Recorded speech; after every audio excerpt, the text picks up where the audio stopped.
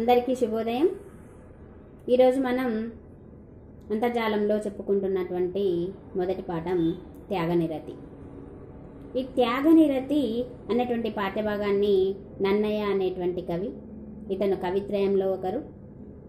మహాభారతాన్ని రాసినటువంటి వాళ్ళని కవిత్రయం అని పిలుస్తాము, తెలుగులో రాసినటువంటి వాళ్ళని.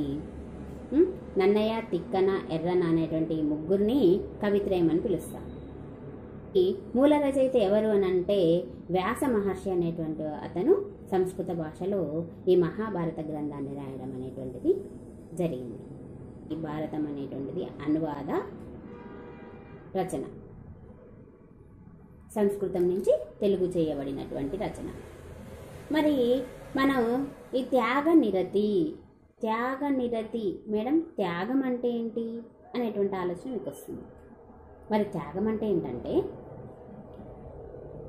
మన దగ్గర ఉన్నటువంటి అది వస్తువు కావచ్చు, ఆహారం కావచ్చు, ఇతరత్ర ఏవైనా కావచ్చు, మన దగ్గర ఉన్నటువంటి వాటిని ఏ ఫలాపేక్ష లేకుండా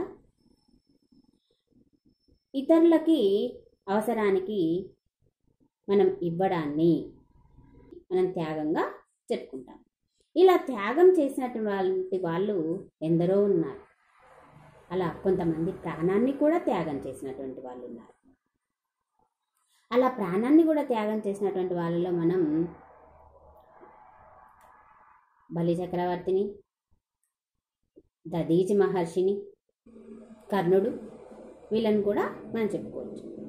సత్య హరిశ్చంద్రుడు సత్యాన్నే నియమంగా పాటిస్తూ ధర్మంగా నడుచుకుంటూ ధర్మపాలన చేస్తున్నటువంటి ఒక గొప్ప వ్యక్తి సత్య హరిశ్చంద్రుడు. ఇతను కూడా ప్రజలకు కోసం తన యావత్తును కూడా దానం చేయడం అనేటువంటిది జరిగింది, మాట నిలబెట్టుకోవడానికి. మరి ఇలాంటి గొప్ప వాళ్ళందరిలో కూడా మనం చెప్పుకోబోయేటువంటి ఒక చిన్న కథ, త్యాగం అంటే ఏందో పూర్తిగా మీకు అర్థం చేయించడానికి మనకు ఒక చిన్న కథ అనేటువంటిది ఉంది. ఆ కథ ఏంటో ఇప్పుడు నేను మీకు చెప్తాను.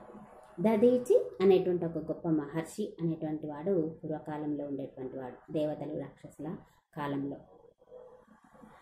అప్పుడు ఆ కాలంలో ఎప్పుడూ కూడా దేవతలకి రాక్షసులకి మధ్య యుద్ధాలు జరుగుతుండేవి ప్రజాపాలన విషయంలో.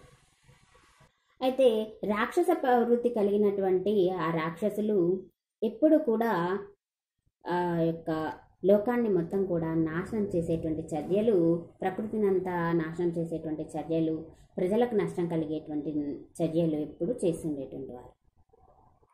అయితే అలాంటి రాక్షస ప్రవృత్తి కలిగిన వారితో పోరాటం చేయాలి అంటే తమ దగ్గర ఉన్నటువంటి అస్త్రాలతో వారు చేసే వినాశనాన్ని అడ్డుకోవాలంటే ఇంకా వీళ్ళ దగ్గర ఉన్నటువంటి వాటిని మాయాజాలంతో వాటిని గ్రహించి అస్త్రాలని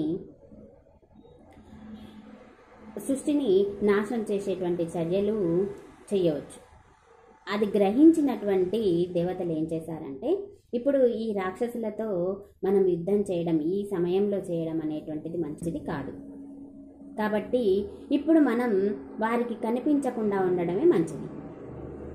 కొన్నిసార్లు చెడుని మనం తొలగించాలి అంటే కొంత సమయాన్ని వేచి ఉండాల్సి ఉంటుంది. అలా దేవతలు ఆ సమయం కోసం వేచి ఉన్న సమయంలో వారి అస్త్రాలని వారు తీసుకునేటువంటి అవకాశం ఉంది. కాబట్టి ఇంత గొప్ప తపశ్శాలి అయినటువంటి దధీచి మహర్షి దగ్గరికి దేవతలు వెళ్ళడం అనేటువంటిది జరుగుతుంది. అలా వెళ్ళినటువంటి దేవతలు తమ దగ్గర ఉన్నటువంటి అస్త్రాలన్నింటినీ దధీచి మహర్షిని రక్షించమని వేడుకుంటారు. అయితే అప్పుడు ఆ మహర్షి దానికి ఒప్పుకొని అస్త్రాలని తన వద్ద దాచి ఉంచుతారు. దేవతలు రహస్య గృహంలో ఉంటారనమాట, రాక్షసుల కంట పడకుండా. ఎన్ని సంవత్సరాలైనా సరే ఆ దేవతలు ఇంకా రావడం లేదు, ఆ అస్త్రాలను కొనుక్కోవడానికి రావడం లేదు.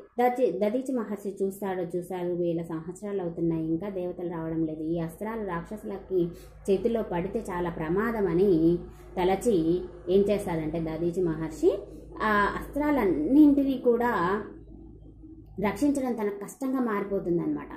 అందుకోసం వాటిని ద్రవంగా మార్చి అంటే నీరుగా మార్చి తను వాటిని తాగేస్తారు దధీచి మహర్షి.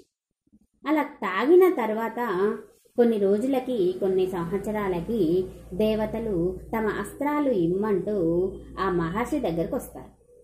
అప్పుడు మరి దధీచి మహర్షి ఏం చేస్తాడు? మరి వాటిని తాగేశాడు కదా, నీరుగా మార్చుకొని తాగేశాడు కదా, మరి ఏ విధంగా ఇస్తాడు అంటే ఒకసారి ఆలోచించండి.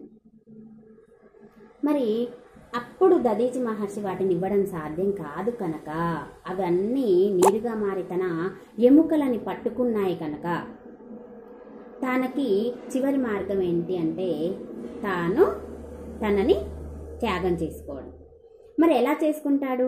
తను రోజు చేసేటువంటి ఆ యాగంలో, ఆ హోమంలో, ఆ యాగ అగ్నిలో తనను తాను దహించుకోవడం జరుగుతుంది. దహించుకోవడం అంటే కాల్చుకోవడం.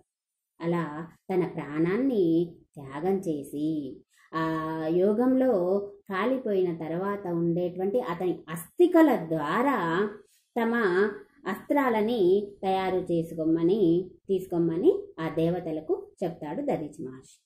దేవతలు అదేవిధంగా ఆ అస్థికలని తమ అస్త్రాలుగా మార్చుకుంటారు.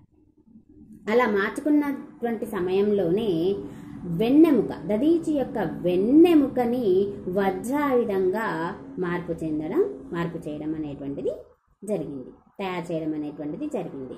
ఆ వజ్రాయుధం మరి మనిషికి మొత్తం కూడా ఆ వెన్నెముక మీదనే తమ జీవితం అనేటువంటిది ఆధారపడి ఉంటుంది.